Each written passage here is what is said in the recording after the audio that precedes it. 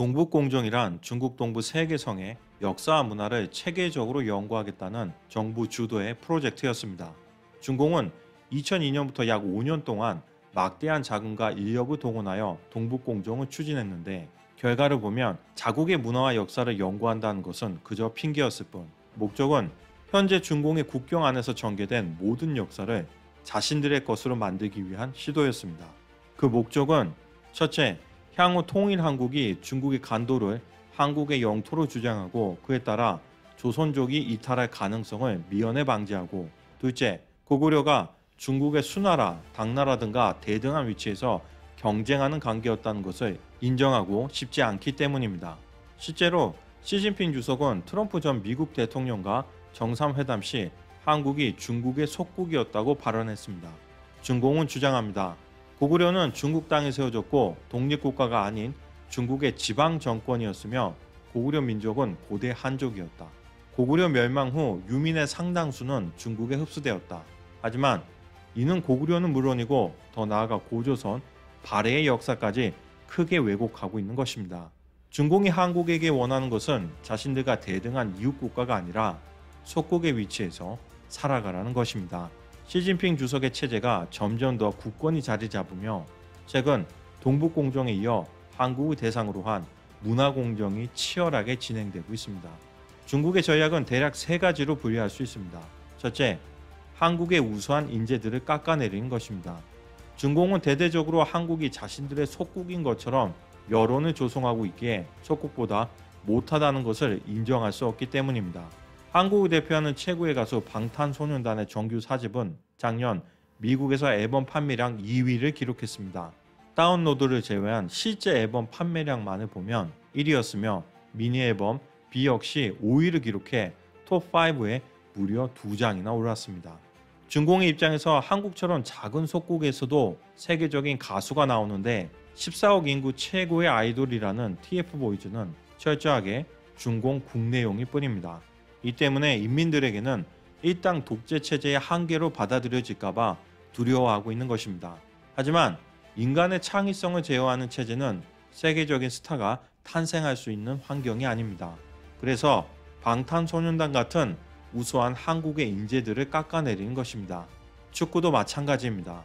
한국이 월드컵에서 승리라도 하면 반칙이다, 한국의 경기는 비겁하다 등 깎아내리지 못해 안달입니다.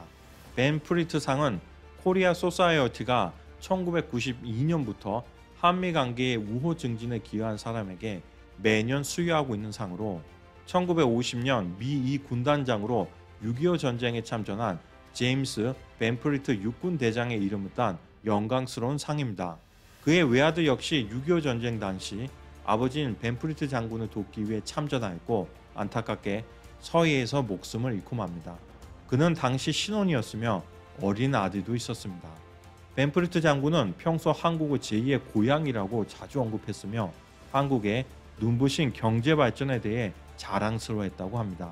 하지만 방탄소년단이 벤프리트 상을 수상하면서 한 소감은 중공으로부터 거센 비난을 불러일으켰습니다. 방탄소년단의 리더 RM의 수상 소감은 다음과 같습니다. 올해는 한국전쟁 70주년으로 우리는 양국이 함께 겪었던 고난의 역사와 많은 남성과 여성의 희생을 영원히 기억해야 한다. 이 소감에 대해 중공은 다음과 같이 말했습니다. 한국전쟁 당시 중국 군인들의 고귀한 희생을 무시한 것이며 미국의 침략과 아시아에 대한 간섭을 무시하는 발언이다. 하지만 세계 어느 나라도 침략자의 손실에 대해서 희생이라고 또는 고귀하다고 생각하지는 않습니다. 방탄소년단의 소속사 빅히트는 지난 2월 실적을 발표하면서 배경으로 네이버의 세계 지도를 사용했습니다. 그런데 중국은 이 지도가 현재 인도가 시로 지배하고 있는 아루나찰 프라데시라는 지방을 자신들이 주장하는 남티벳으로 표기하지 않았다며 문제를 제기하고 있습니다. 그렇다면 중공은 왜 동해를 일본해라고 부르는 것일까요? 상대방은 존중하지 않으면서 자신들만 존중받기를 원하는 것일까요? 여기까지 중국의 문화공정의 첫 번째 전략, 한국의 우수한 인재들을 깎아내리는 것에 대해서 알아봤습니다. 중국의 문화공정 두 번째는 우수한 한국의 문화를 자신들의 것이라고 주장하는 것입니다. 얼마 전 블랙핑크의 더쇼 온라인 콘서트가 있었습니다. 당시 제니가 솔로 무대에서 입은 의상이 중국 문화를 모방한 것이라는 주장이 중국인들 사이에서 나오고 있습니다. 자꾸 한국 연예인들이 중국 문화를 훔치는 이유가 무엇인지 궁금하다고 합니다. 이 사진이 제니가 모방했다고 주장하는 소유기의 홍화 1월입니다. 모방인지 아닌지 판단은 여러분께 맡기겠습니다. 유명 유튜버 햄지는 최근 당황스러운 일을 겪었습니다. 바로 김치가 이어난 자신의 발언 때문에 큰 비난을 받았기 때문입니다. 중공의 인기 플랫폼 웨이보, 비리비리에서 높은 인기를 끌던 햄지의 동영상들은 현재 모두 삭제된 상태입니다. 햄지의 중국 소속사는 다음과 같이 입장문을 발표했습니다.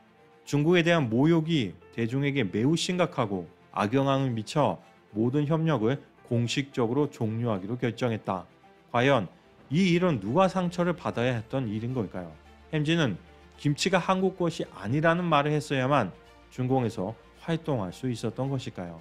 구독자 1470만 명을 보유한 중국의 유명 유튜버 리즈치는 배추김치를 담그는 영상을 올리면서 차이니즈 푸드라는 해시태그를 달았습니다. 유튜브의 사용이 금지된 중국 내에서 유튜버로 활동한다는 것은 당연히 중국 정부의 지원이 필요한 일입니다. 그렇다면 김치를 중국 음식이라고 표기하라고 지시한 주체는 바로 중공 정부가 아닐까 하는 합리적인 의심이 들 수밖에 없습니다. 사실 일반적인 국가라면 리즈치는 사용하는데 나는 왜 사용할 수 없냐는 반응이 나와야 하지만 중공에서 그런 항의는 찾아볼 수 없습니다. 최근 서경덕 성신여대 교수는 중국 네티즌들이 자신에게 보낸 욕설 메시지를 공개하며 최소한의 예의를 지키라고 말했습니다.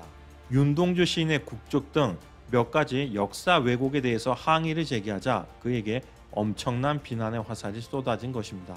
하지만 서 교수는 말합니다. 이런다고 김치 한복 등이 중국 것이 되지 않는다. 또한 이런다고 윤동주 시인이 중국인이 되질 않는다. 마지막 세 번째 중공의 문화공정 전략은 자신들의 것을 마치 한국 것이냐 속이는 것입니다. 이는 특별한 주체가 없습니다. 한국과 한국인들이 그동안 쌓아올린 좋은 이미지를 손쉽게 이용하려는 중공 정부와 인민들의 시도는 매우 다양합니다. 전자제품을 생산하는 대기업에서부터 공산품 판매점, 농수산물까지 전방위적으로 발생하고 있습니다. 중공의 모든 방송국은 정부의 통제하에 있습니다. 그렇다면 이와 같은 많은 도둑질과 표절의 배후에는 과연 누구의 지시 혹은 암묵적인 방관이 있었던 것일까요? 앞으로 중공의 경제 발전이 지속될수록 문화 공정의 강도는 점점 더 강화될 수밖에 없을 것입니다. 한국은 훌륭한 산업을 바탕으로 국가 경쟁력을 더욱 키워서 이제는 중국의 꿈이 아닌 한국의 꿈을 꾸어야 합니다. 계속 중공의 힘에 대항하지 않고 이대로 끌려간다면 우리의 자랑스러운 문화는 결국 그들의 일부가 될 것입니다.